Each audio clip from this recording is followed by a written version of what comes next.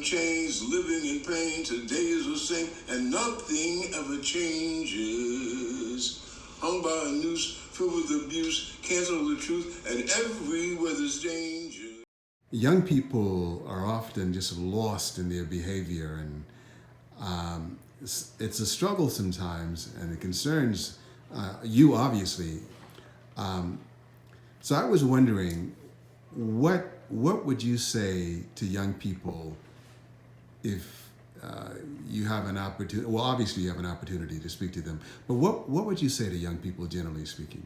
Well, there's a lot of things that need to be said to them. One thing they need to recognize is that they're not going to be young always. And they don't want to grow up stupid. I mean, you want to grow up with knowledge of self. And to know thyself is one of the major keys in growth, period. And you shouldn't be afraid to know yourself. We're still the biggest mystery to ourselves. So in knowing yourself means that you have to study your past to understand how you got to where you are and to know where you're going. So that's why we even think about history and try to tell them about the great empires of Africa and all that stuff. I want young people to recognize that we are not dead in terms of our spirit, and our spirit is thriving, and our heart is throbbing still, even though they've tried to stomp us out and make us feel like we're walking dead. We're not. And I want young people to recognize that we have a legacy that they need to uphold. And they can be a part of it. Some of them will understand that and try to become a part of that legacy. Some might poo-poo it. Some might just, I don't want to hear that. And I understand that too. We're always going to have some naysayers.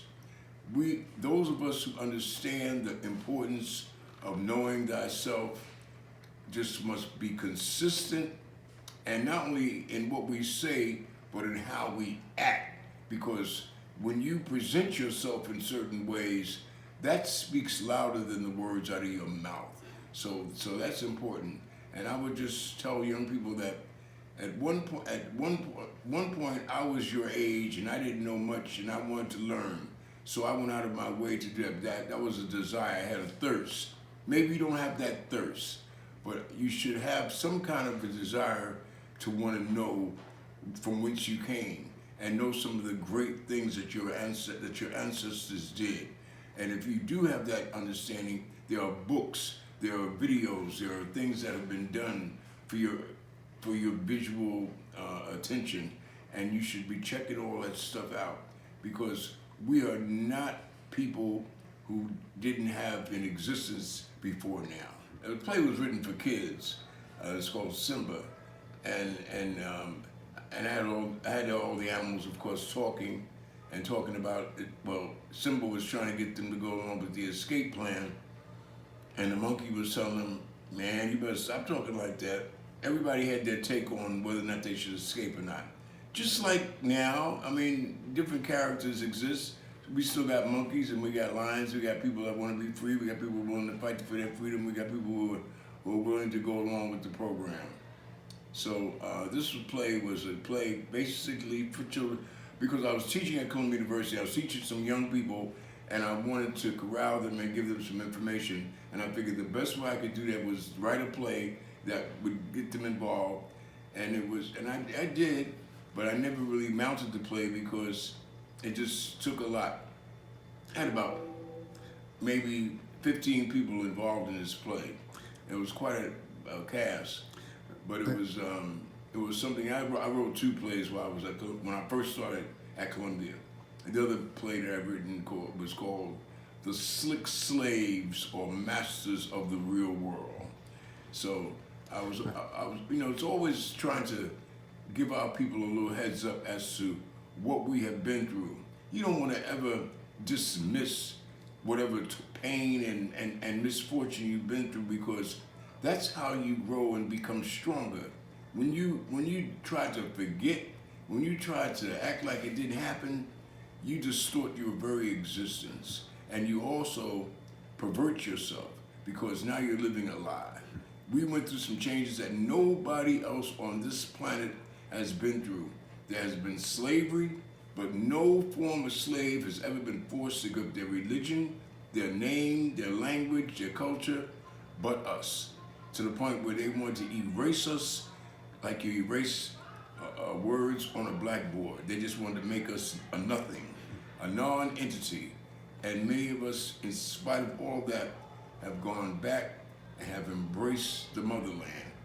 And I appreciate that, and that makes a big difference in my life. So Pellerino is one of those poems that addresses that issue, and it's a video that should be seen by everybody. Things are not good in America right now, and it's mainly because of the backlash that some white nationalists have had in their mindset to put not even an amateur. Trump can't even be called, because amateurs usually practice what they are going to be professional at. Trump has never been a president. So they gave him this job based on the fact that he was gung-ho enough to take it. And that was basically it. And he doesn't know what he's doing, and consequently a lot of people are being hurt, displaced, dismantled. And black people know what it's like to be displaced and dismantled and disenfranchised. We've been through this for 400 years. So our situation hasn't changed. Dude, I have a question. Go ahead. Kanye West, I don't know if you heard that comment that he made. What did he make? What was the comment? He made a comment saying that slavery was a choice. Kanye West, I'm gonna tell you something. Unfortunately, Kanye West has drunk the Kool-Aid. When I say drunk the Kool-Aid, any man who has spent time with the Kardashians is contaminated. That whole family of women, you look at every single man that's been in their circle, they've been messed up. They've come out, either they're dead or they're totally messed up. They don't even know who they are. Let's go back to Mr. Kardashian. Mr. Kardashian was the lawyer in the O.J. case. He dies of a stress heart attack. Okay. Bruce Jenner was one of the greatest white athletes this country has produced. He won the decathlon in the Olympics. Now he wants to be a girl. Lamar Odom was a great basketball player. He was like the sidekick for Kobe. And he doesn't even know his name. I mean, he's lost. And Kanye marries one of the Kardashians, and unfortunately, he's been lost. And I know Kanye, I met Kanye and all that stuff, but Kanye's not well. Those girls, I call them witches, man. They're all witches, and they're working their spell on any man that comes in their surroundings, in their proximity. They will work their stuff. If it was the old days, we'd be talking about hanging them chicks from the highest tree. Like if it was Salem, Massachusetts or something, they would be up for hanging because they were witches and they practiced witchcraft. And it's clear, and the evidence is what happens to men who spend intimate time with these women. The only one that I'd say probably escaped was Brandy's brother, Ray J, because he did this porno flick with one of the Kardashians, I think the one that Kanye's married to. But it was just strictly a hoochie coochie thing, and he got out of it. He just stayed. He just did that, did the video, and he ain't linger. I mean, I think he's okay, at least I hope he's okay, but I wouldn't touch those girls with a 10-foot pole. I don't care if they got a butt, I don't care if they got some color, because I think they're Armenian or something. I mean, they are witches, and that's a problem. And I think that they have a strong effect on Kanye's mind. Well, it just blew my mind when I heard him say that the 400 years of slavery was a choice. Well, explicitly meaning that we decided, we meaning black people, we decided that we wanted to be slaves. I just thought that was so asinine. It is. It's more than asinine. It's totally ridiculous. I mean, it makes no sense. We did not make a choice. We were kidnapped, put on ships. As a matter of fact, I don't know if you have you seen the video that I did in Pellerino? I mean at Goree. Well, I'm gonna tell you. I did a video last year or year before last. I think it's the year before last now. At on Goree Island. Okay, Senegal. Which is Goree is a place Right. where one of the places that we disembarked from. Right, exactly. No return. Huh? The gate of no return. At the door of no Door return. of no return. Exactly. And so when I'm with this embassy, it's a cultural exchange thing, and I'm with them. I'm the male poet with the crew. So Tony Vaca, the Italian, he said we have a day of videotaping, and I on the island of Goree. And so he said, Dune, I hope you don't mind. The only thing I could think of worth videotaping would be you doing Pellerino. Pellerino was a poem I wrote when I was in Brazil. Mm-hmm. Pellerino is a place in Bahia where they tried to torture us into slavery, tried to make us feel like we were slaves. Can you do a little of it? Huh? Can you do a little of it? Oh man. If not, don't sweat it. No. I mean, let me run the Rolodex.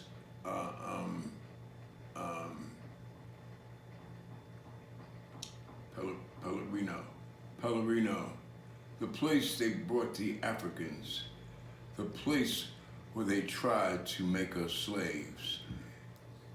You can see the blood in the red clay. The red clay that holds the stones together is African. Pellerino,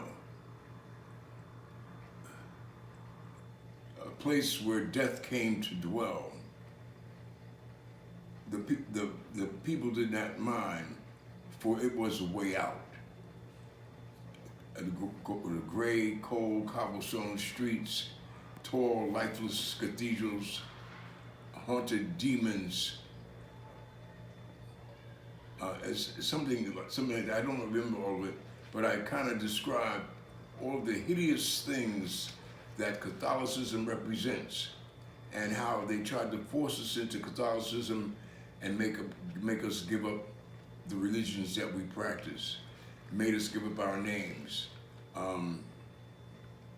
But at the end of Pellerino, I say, but no, the change did not break the spirit of my ancestors, did not tarnish the glow of my gold or the majesty of my people. So I'm saying with everything that we've been through, we are still magnificent people. Amen. In spite of all of the torture, in spite of all of the brainwashing, and many of us went along. Many of us rebelled. Many more of us rebelled than people realize. But at the same time, those of us that did hang in there and try to stick it out, we didn't. Some of us were totally duped by the system and became abiding servants, and some are still that way. And then many of us have been moving towards some kind of level of understanding of who we are. That's one reason why we still have our African, some of us have African names and wear African clothing and represent our African existence that we carry wherever we go. I tell people all the time, you don't really have to go to Africa to understand Africa. Look in the mirror. You have Africa with you. Africa has never left you. You just have to admit that that's the mother. And you got white people now who are admitting that Africa is their mother because Africa is the cradle of civilization. Everybody came from Africa. So we're the parents of all these people, and they know that. So the fact is that this piece, Pellerino, is I'm singing the song, I say, brought here in chains, living in pain, today is the same, and nothing ever changes. Hung by a noose, filled with abuse, can't tell the truth, and everywhere there's danger. How long can this go on? When will the light I see? I know I must be strong to last through my journey, yeah, to last through my journey. How do you feel about July the 4th as we celebrate it? And what would you say to those brothers and sisters who are running just to kind of, wave that flag and talk about how great this country is? Well, we have to, unfortunately, a lot of black people would like to just put the blanket over their head and not even think that we've gone through the pain and misfortune that we've gone through, and that we're still going through it. A lot of us would like to hide and or just kind of forget, because we're not a militant people. We're not a begrudging people. We're people that want peace and love. So a lot of us will have our barbecues today and turn our music up real loud and act like, we have every reason to celebrate because we're a celebrative people. I feel that it's unfortunate that many of us don't think about what Frederick Douglass said, because the 4th of July means nothing to us. We were probably picking cotton on that day, and we were not actually free. So that's the reality. I'm on my way to the park now to do a piece that I wrote called Reign of Terror. And Reign of Terror speaks it's really a history lesson of all the terror that black folks have faced in America that many of us don't even think about. And we have become almost desensitized to recognizing the terror that we have to go through every day, just being on the block, just walking down the street.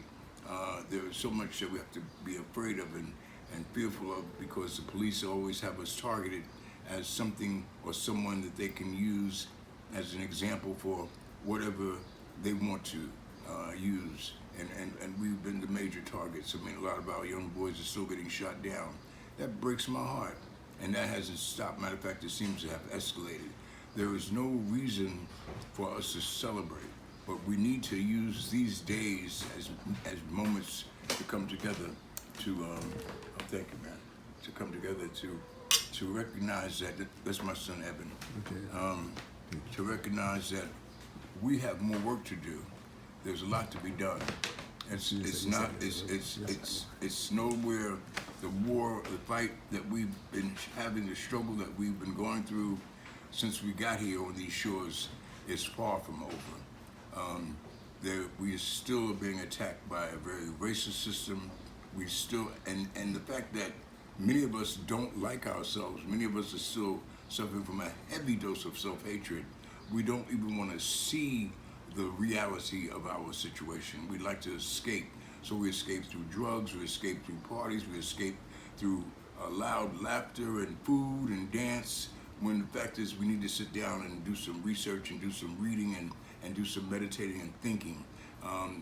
Not many of us want to even imagine, want to even go through anything like that, because that's not our natural spirit. Our natural spirit is to celebrate, to be festive. We're a festive people, we're a celebrative people, but there is no reason to celebrate the 4th of July. I'm going to an anti-4th of July celebration over at Marcus Garvey Park. And I'm sure if there was anybody who would also agree with what I'm saying and what Frederick Douglass said, it would most likely be Marcus Garvey. So the park has been renamed, rightfully so, because it's in the middle of Harlem. And Marcus Garvey had a serious black organization that was about a Back to Africa movement. Many people get that twisted. They think he wanted to pack black folks up on boats and take them back to Africa. That was not it. Africa is wherever we go, but there should be the option of us to go back, and we should all have land in Africa. Every black person in America should at least visit Africa and see the motherland that we came from. But Africa is wherever we go. We bring Africa with us. That's why the music has changed and has a great impact in the world, because that's simply as another form of Africa speaking out. And that's why we are the most vibrant people in this country, because Africa is the most vibrant continent on the planet. And we have represented that in no other group of people have had the power of the spirit like we have. But we have to go beyond that. We have to make sure that our spirits are protected and that our lives are protected as well. And we can't continue to just party and celebrate and not recognize that there's serious work to be done. And that work is not vicious work, it's not evil work. I'm not telling anybody to pick up a gun. Just learn how to love yourself and appreciate who you are as a black person in this environment, because it definitely is going to be a lot of trials and tribulations. Said I knew you before I came to New York, and I've known you as long as I've been in New York. And I asked you, what is it that made you the kind of person that you are, which gave you the clarity and the courage to support black people and to embrace our history and just to be the shining example that you are. If you can answer that, I'll shut my mouth. I'm sorry. Well, the fact is, like I said earlier, that it was my parents, my mother and father. They had a love for their people. And it was natural. It wasn't something that they had read that we should be like this. My father and my mother both would do things that were strictly black, and we would have events. And on the 4th of July, yes, we had the barbecue, but we didn't celebrate America. We were always celebrating each other. We were trying to just find time to enjoy the presence of ourselves. And I was raised in an environment that was about self-determination and black independence. So when the Black Power movement came into existence, it seemed perfectly suited for my personality and for the way I've been raised, because my parents were black power people without even saying black power. They didn't use that terminology. They just simply lived it in their actions.